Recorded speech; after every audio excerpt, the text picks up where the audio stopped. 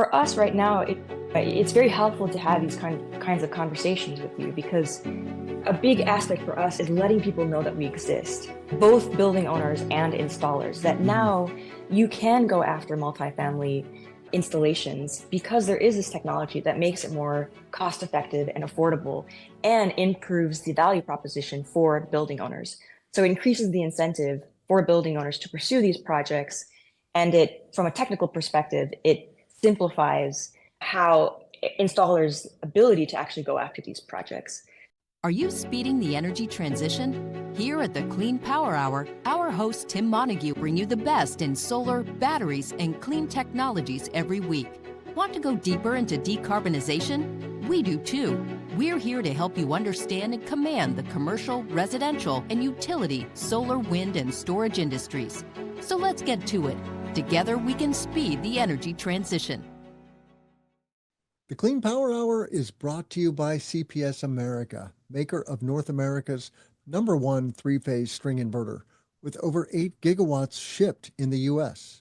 The CPS product lineup includes string inverters ranging from 25 kW to 350 kW.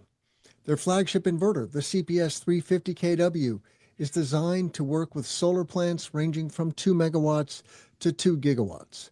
CPS is the world's most bankable inverter brand and is America's #1 choice for solar plants, now offering solutions for commercial, utility, ESS, and balance of system requirements. Go to chintpowersystems.com or call 855-584-7168 to find out more. Today on the Clean Power Hour, solar for multifamily properties. I'm Tim Montague. Check out all of our content at cleanpowerhour.com. Please give us a rating and a review on Apple or Spotify. Tell a friend about the show.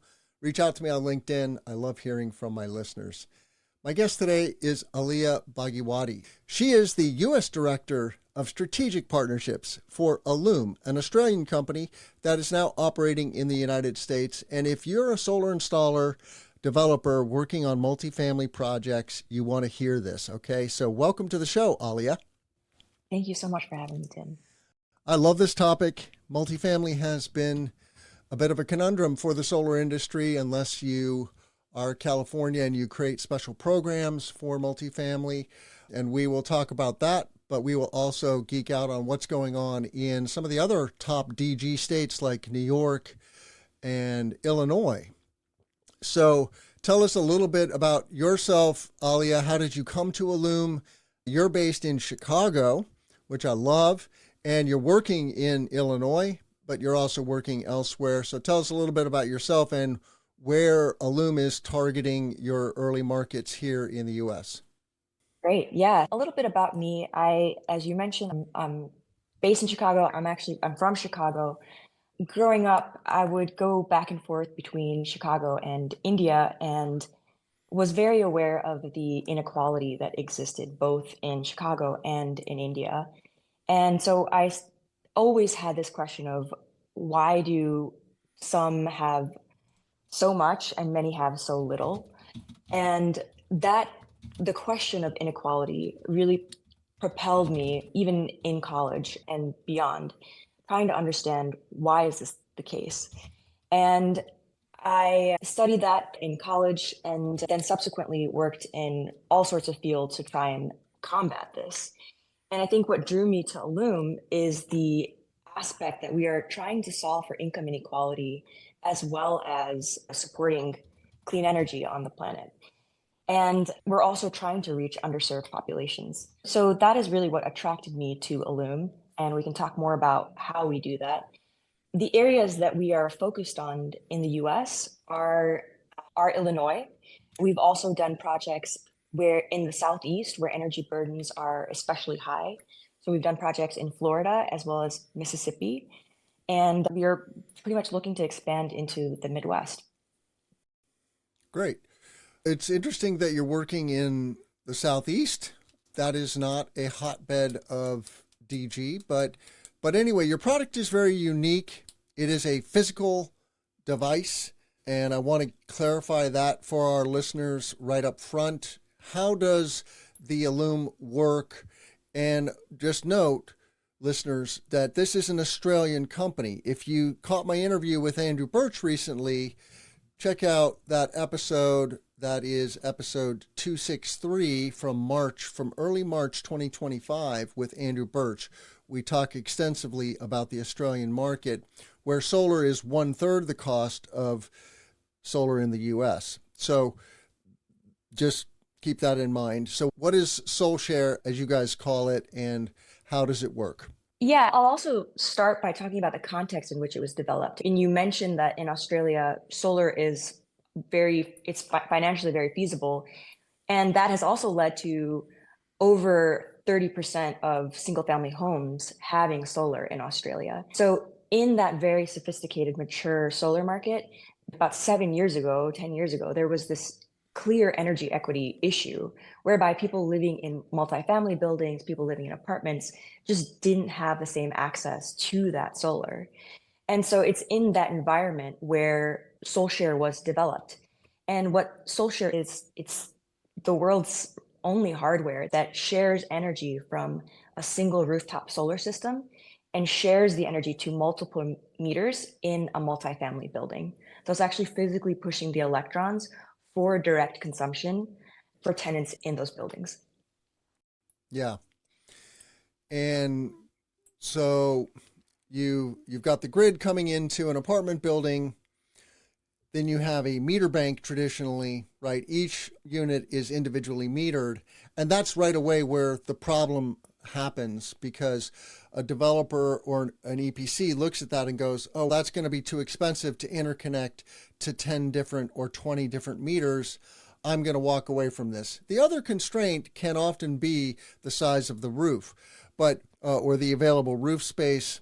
These tend to be sloped roofs in many jurisdictions. It's a mixed bag. Sometimes they're flat.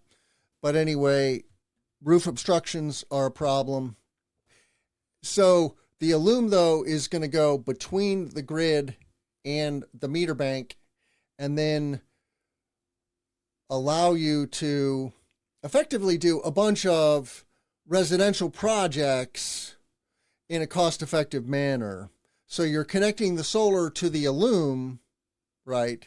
The inverter, or is there, let's talk a little more Sure. deeply about some of the technology. Are string inverters acceptable, or are you doing micro inverters preferentially, or what? How does this work? Yeah, so let me delve a little bit more into SolShare. Just a clarification, SolShare is the name of the technology, and then Allume is the name of the company. And the way in which it's helpful to think about the historic barriers. Why is something as simple as conceptually as simple as residents in apartments receiving solar, why has that been such a barrier?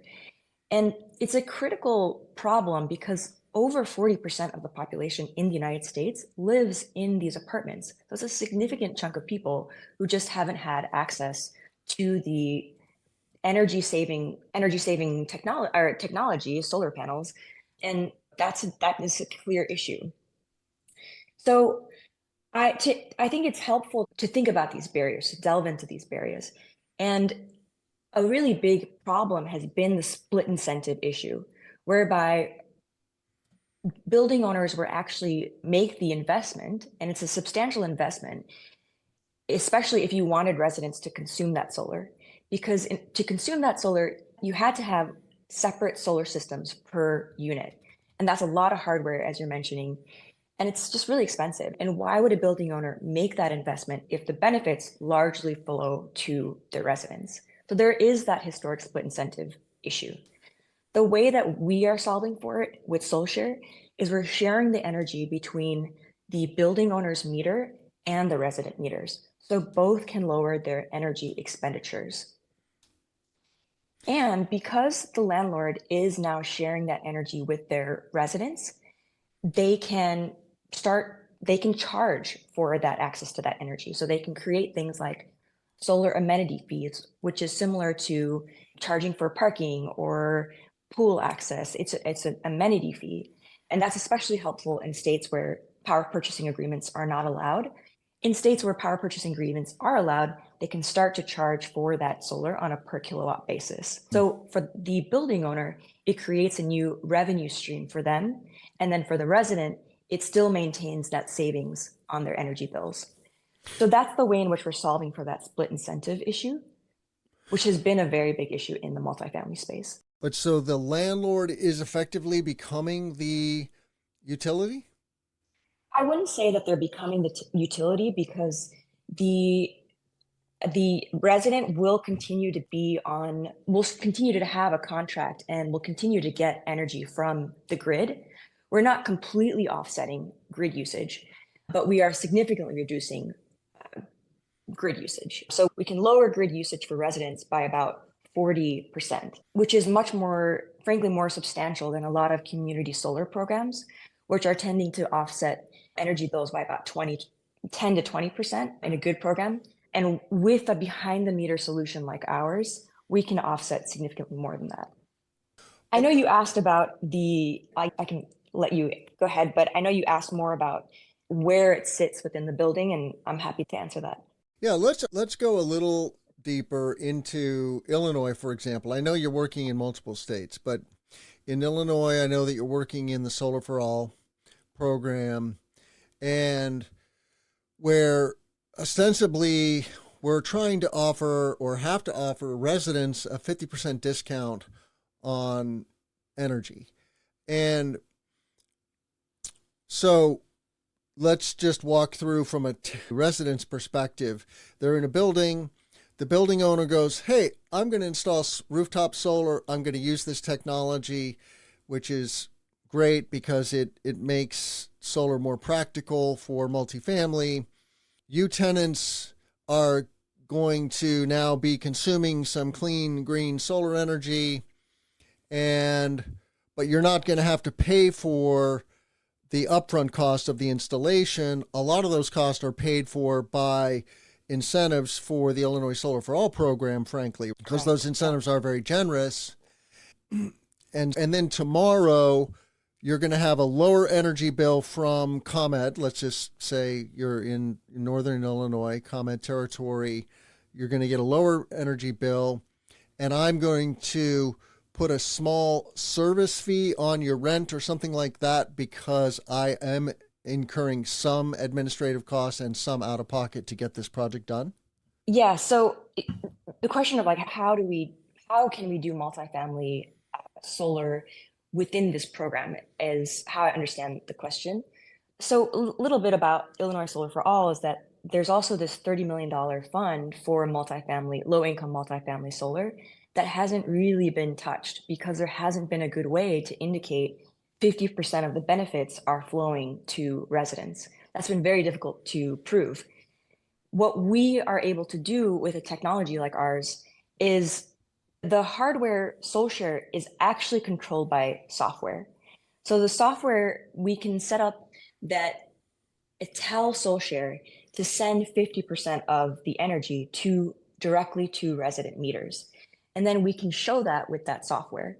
So we can report on the amount of solar that's been delivered, consumed, exported, all relative to energy demand. So we can really show, and with concrete data, that residents are receiving these benefits, which has been very challenging previously. And it was also another barrier in the multifamily solar space, because even if building owners made this investment, it was hard for them to understand, how is it impacting my residents? But now we can show with this solar distribution data how it's lowering energy bills. Yeah, that's the way in which I would say that we are unlocking this fund for installers in Illinois. But how I described it is fairly accurate? That is accurate, yeah. Okay. The Clean Power Hour is brought to you by CPS America, maker of North America's #1 three-phase string inverter, with over 8 gigawatts shipped in the U.S. The CPS product lineup includes string inverters ranging from 25 kW to 350 kW. Their flagship inverter, the CPS 350 kW, is designed to work with solar plants ranging from 2 megawatts to 2 gigawatts. CPS is the world's most bankable inverter brand and is America's #1 choice for solar plants, now offering solutions for commercial, utility, ESS, and balance of system requirements. Go to chintpowersystems.com or call 855-584-7168 to find out more. So let's talk more about the building owner. From the building owner's perspective, what is the lift? A lift in Illinois or just generally? We can talk about both Illinois and elsewhere. Illinois is unique in that we have very good incentives for low income. It is a double edge. There's an administrative burden to that. But yeah, in Illinois and then in elsewhere, in Florida or the Southeast, happy to hear about both markets. But if I'm a facility owner, if I'm a apartment owner and I want to bring solar, which many apartment owners do, I think, how does that work for me though, financially and administratively? Yeah, so if we just think about it generally, for the building owner, that if they want to own the asset, then it's typically like a CapEx investment for them. They have to find this upfront capital, which at a time when interest rates are so high, that can be challenging. However, there are specific funds, right? There is still access to the Solar for All funding at the federal from the EPA that is still accessible now, in which there are programs that are providing low interest loans for building owners that want to go solar and provide this energy to their residents, especially in low income areas. So that's really the upfront move from the building owner. But the benefits that they receive are significant, right? So in addition to those low interest financing and tax credits at the federal level, minimum of 30% tax credit on the system, they also can distinguish themselves in the market. So in addition to lowering utility bills for their residents, which increases tenant satisfaction, and there's plenty of studies to show that it also improves tenant occupancy. So fewer residents move out because people like having lower energy bills. That improves the profitability of a building. It also, you know this, that solar also increases the property value of a building. Right. In addition to that, like we live in a time and age where many people, especially, I would say, especially younger demographics, are keen on and aware of their carbon footprint and want to live in buildings that are sustainable. So in general, these sorts of measures are very much improving the profitability of buildings. Yeah, I really this value proposition, right? You make your building more attractive because the energy bills are going to be lower. And then you're participating in the energy transition. This is very attractive. What are the points of friction? And when you look at the landscape, you're obviously getting a bead on, yeah, this is working here, this is working here, and this is really not working here. Why Florida, for example? Florida's not famous for its DG market. It is famous for utilities that are not friendly to DG, frankly. How does this work in Florida, or how is it working? You've got projects as far back on your website as 2022. Is it still a focus of your work?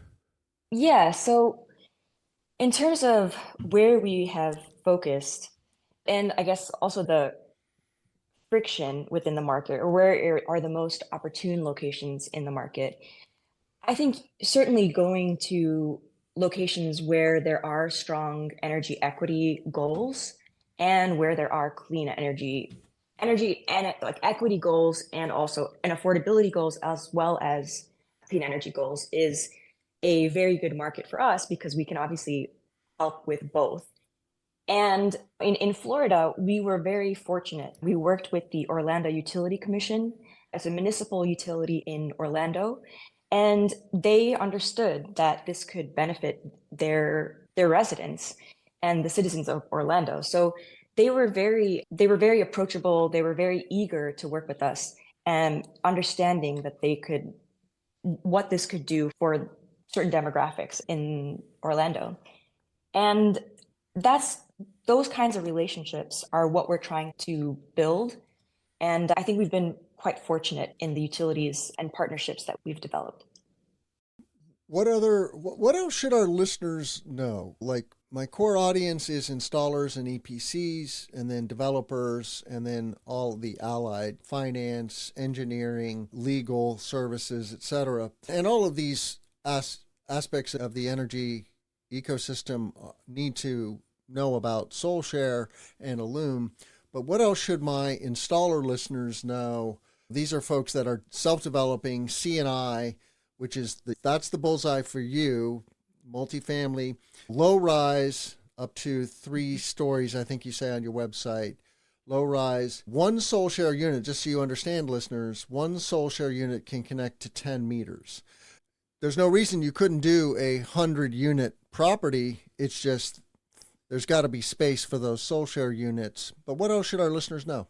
It goes back to your question around what the friction is. And I think for us right now, it's very helpful to have these kinds of conversations with you, because a big aspect for us is letting people know that we exist, both building owners and installers, that now you can go after multifamily installations because there is this technology that makes it more cost effective and affordable and improves the value proposition for building owners. So it increases the incentive for building owners to pursue these projects. And from a technical perspective, it simplifies how installers' ability to actually go after these projects.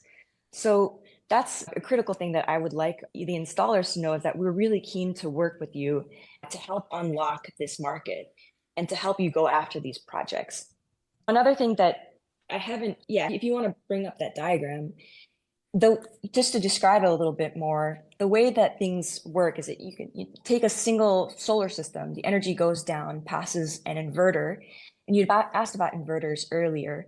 We're actually agnostic as to the type of inverter that's used. You can use a string inverter, you can use microinverters. Regardless, the energy then obviously passes to SolShare, and then SolShare is distributing and allocating that energy depending on the building's needs. So that can be allocated in a variety of ways. So if the building owner wants to max out their common meter first, we can do that and then send excess energy to resident meters. Or we can have set allocation to every meter. There's a variety of ways in which we can tailor allocation for the building. Excess energy will go to the grid or a battery.